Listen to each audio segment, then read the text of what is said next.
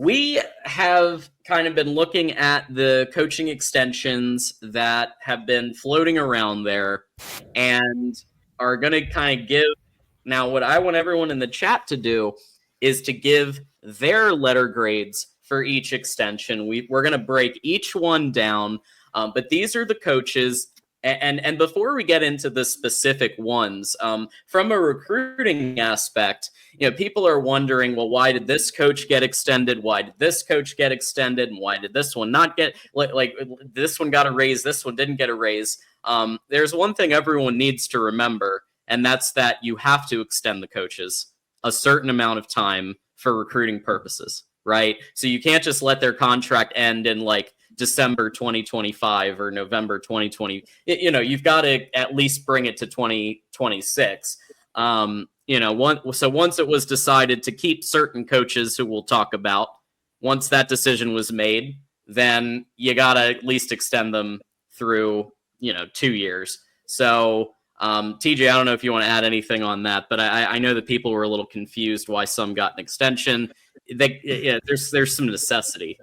So my thoughts on some of the extensions make complete sense, which we'll get into and we'll break those down. Some of the extensions, interesting, I would say, but I think it's because what Michigan's trying to do is create stability for recruiting, right? So one of the things that programs like to do is negatively recruit, and they would negatively recruit because one of the biggest things in recruiting is your position coach, right? That's who you build your relationships with. And when these guys are locked up, it only helps Michigan in closing with players, essentially allowing for security and familiarity to take place. And it gives recruits a comfort. And then not only that, programs can't use it against you to negatively recruit. But there are some interesting extensions, which we'll get into. So let's begin with the positive. Because this show, while we don't go the sunshine and rainbows route all the time, we also we want to give credit where credit's due, and I think this first one is absolutely well deserved. Steve Cassula, tight ends coach, who I think has obviously delivered a first round tight end in Colston Loveland, who's going to be off to the NFL. He is promoted to co-offensive coordinator. Which usually around this time, if you want to keep someone around that might be, maybe some other schools are sniffing around, that you add a co-offensive coordinator title. He's making $500,000, which is a 25% pay bump over what he was going to be making. I like the move. What did you think about this one? Yeah, I'm good with it. I have zero issues with Cassula. I mean, obviously our most productive position. Yes, we had an elite player at that position. Recruiting's been good. I don't blame him for Andrew Olish's commitment to Penn State. We all blame the dad. We'll never let that go either. Yeah. But yeah, I mean, he's already closed the 2026 class for tight end. He's a good coach. He has offensive coordinator experience, I believe, at UMass. It's an A for me. Chat, let us know your letter grade for the extension for Steve Cassula. Curious what the chat thinks. Absolutely. It does look like Detective Wolverine says A. Detective Wolverine, huh? Detective Wolverine agrees. Let's Detroit see. Wolverine. Detroit Wolverine. Yeah. Let us know. Let us know, everybody, what your letter grade is. Looks like the Bull agrees as well. And Stabin's a little tougher. Grading a little B plus, and I Captain, I'm sure some of this might have to do with the total passing. I'm guessing of the team, the pass ranking. Damn, so Juju. if so, Juju, wow, C plus, hard grader. Juju's a hard grader, really tough grader. We are gonna have almost every type of letter grade here, so just so you know. So another one that I have absolutely zero issue with.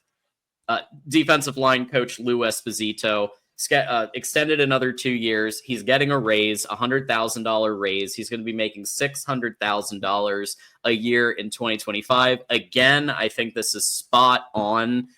D-line has been one of the strengths of the team. It was one of the reasons why Michigan beat Ohio State, because Mason Graham was taking on 2-3 Ohio State Buckeyes at a time on his own. And so they were able to kind of really gel as a unit. And what we saw in the ReliaQuest Bowl, it looked promising for this upcoming year, even without the NFL talent on that line for the game. So I am 100% on board with this one. What do you think about how Lou Espazito's done in this move? Yeah, I'm an A here. I don't see why you wouldn't extend him. I think he's a good recruiter, although I would like to see a stronger class this year, a stronger group of defensive line prospects committed this year. But he is a good recruiter. He's a player's coach. He's a very good developer of talent. I don't see why there's no negative to this. To me, this is also an A. We do have Maurice say B plus. Bull says maybe B. Same TJ. Okay, so we've got a couple B pluses. We got, and look, I get it. But look, like the defense was the only, basically what was propping the team up for a lot of last year, and the line was a key factor in that. So yeah, I'm okay with both of those, and we have one more A grade to give out, and that's Lamar Morgan. And I originally had this a little lower, not because I disagree with extending Lamar Morgan, but because I actually thought he deserved a raise, and he didn't get one, and I was a little surprised about that, given that even after Will Johnson went down, the interceptions continued, the play continued, and I wouldn't say they didn't skip a beat. Like there were some challenges, I think, but for the most part, I think he's done a pretty solid job and in and out of the trail. So yeah, I'm at an A. I mean, he's our best recruiter. He closed on an elite class last year. Defensively, did a very good job. The defense adjusted. He was, in my opinion, he should be looked at as the next defensive coordinator for Michigan. I was surprised that he did not get a pay raise. I think Lamar Morgan's an ace. I think Lamar Morgan's big time. So I love that we extended him. I'm very happy with that. So far, all the extensions I'm very happy with. I have no issues. And I don't have an issue with this one either. And before we go into the specifics on Tony Alford and what we think about this one, we have to also remember that Tony Alford did not get this type of love at that school down south, Ohio, and was on his last year of his deal. And here he gets extended another 3 years because we believe in investing in people who are producing. And I do think Tony Alford was able to produce, for the most part, pretty well. Kalel Mullings went off to the draft. So did Donovan Edwards, by the way. But yeah, running back was a key strength. Obviously, Jordan Marshall came in the ReliaQuest Bowl, crushed it. It seems like he's at least contending for that number one spot. So love seeing a recruit that's been cultivated in the program, working within the program, maybe beating out the transfer. That speaks well of Alfred's coaching ability. And the recruits love him, right, TJ? Like the recruits love Tony Alford. Yeah, I mean, so the question marks for Tony Alford are the running back rotation. There was some question marks last year. Was that more Tony Alford or was that promises made to Donovan Edwards? We don't know. We have assumptions, but we don't know. So this year's a big year because he now has Jordan Marshall and Justice Haynes. It's going to be so interesting to see how does he handle that rotation. And, what we all saw last year's Kalel Mullings should have been RB1 for the longest of times. They waited. I don't know what was going on there. The other question that I think is a fair question, but it could be answered within 2 months. Can Tony Alford close on the alphas? Now, he did do a great job with Justice Haynes, so that counts. And Jasper Parker is a good get. But right now it's Davion Hyder time. Now it's Latimer time. Get both of them. You get both of them, then he really should get more than a $50,000 raise because those are big time prospects. Yeah, and there are people saying that they'd grade him higher if Hyder comes to the university, and I understand that. I get it, but even without him, like, I think Tony Alfred's done a good enough job to deserve a B+ in my estimate. But yeah, I want to give a shout out to Captain Stabin. He's got to go. Looks like he's got him and the wife are going out. But thank you for the gifted memberships. We appreciate you, Captain Stabin. Have a good night. Enjoy your night, my friend. Yeah, let's since he's on the way out, let's just make sure we thank him for the 5 gifted memberships. So 5 people. It looks like D Cormelon is one of them. The others are too high up to but all 5 of you, just you get your 30 free days of Those Who Stay Will Be Champions membership. Enjoy your emojis, courtesy of Captain Stabin. So thank you for that, and have a great time out. Okay, back to it here with Grant Newsome. So Grant Newsome, for me, there's really the 2 sides. There's the in-game coaching, recruiting, pretty good. So I still think we're kind of in a jury still out because of what happens this year with now that Castillo is in there as well to help coach, and kind of what that unit's gonna look like. But overall, got it at a C- here. Just got to see more. I know that you have to extend these coaches a little bit when you're recruiting, but we need to see more from him, I think. Yeah, I mean, recruiting's been really good. But let's see how the line gels this year. Because last year, respectfully, it was a shit show.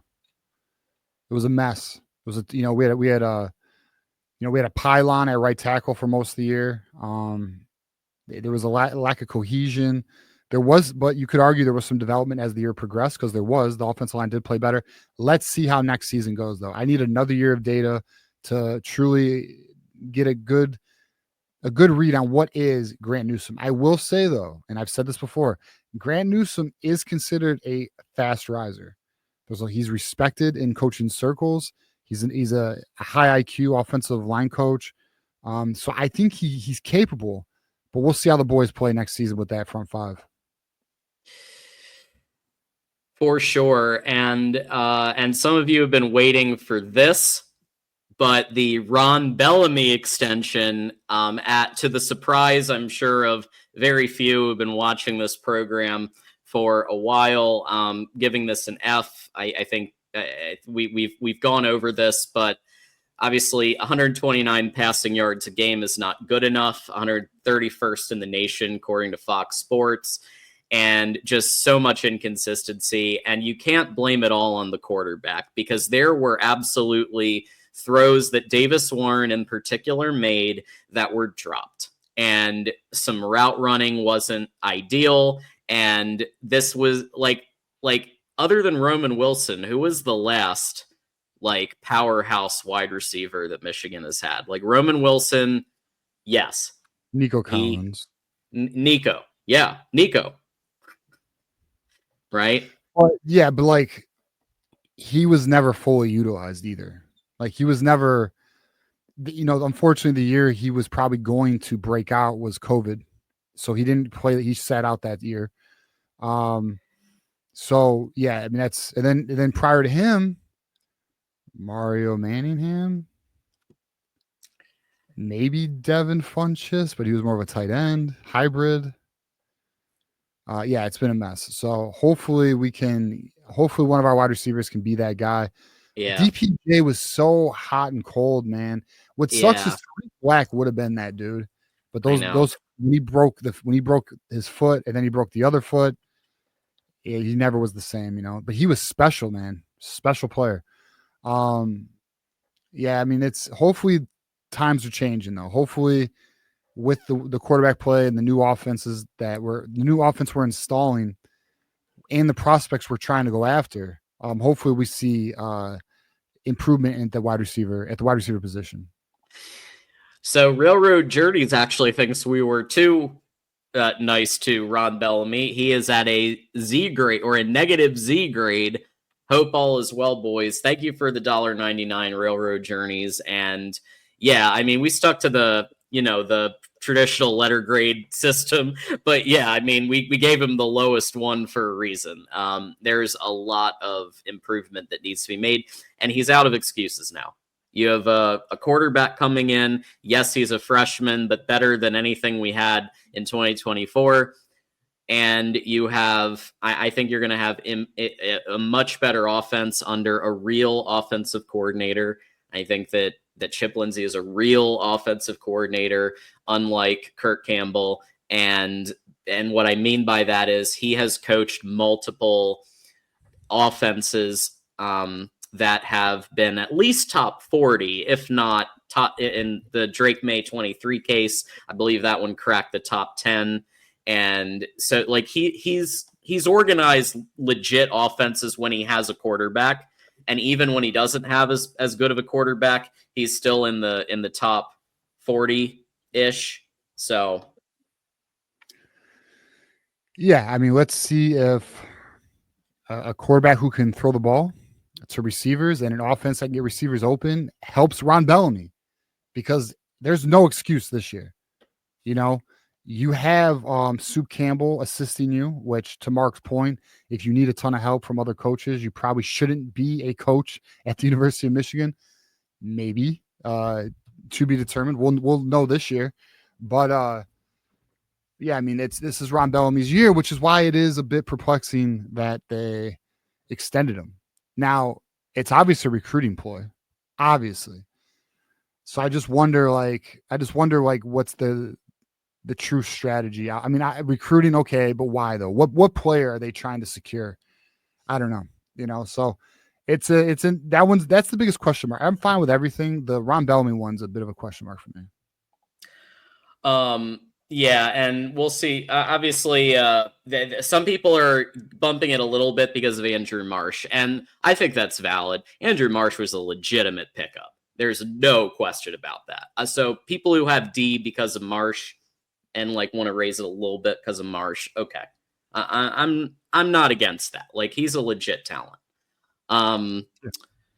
So there's our letter grades, and obviously let us know if you agree, disagree. Did want to highlight this. Obviously, Marmar is going through it right now, and you didn't have to super chat. I appreciate that so much. We do. Marmar, his son just passed, and he's really going through it. So I know that there's stuff going on, GoFundMe's and things like that. So just throw a good thought for Marmar. Yeah, in the chat. I want to say, what I'm impressed with? Some of the Buckeyes have been very respectful to the situation, man. I've seen Sean Sharrock, who I've had issues with. I don't know about issues, but we've gone at it. We've butted heads, and I've gained respect. Just because it shows me, sometimes the rivalry can blur reality, and I don't want to say you stop looking at people like humans, because I don't, and I try to remain mindful, but I know he rattles cages, man. And but I will say I've gained respect there, and if me and him ever find ourselves in a disagreement again, I'm just gonna let him know, I'm sure I could have a beer with him and we'd be straight. It's just we're on opposite sides of on the fence right now. So it is what it is. But shout out to the Buckeyes too, because they've been showing a lot of respect to Marmar. Shout out to Marmar. It's all love. He knows.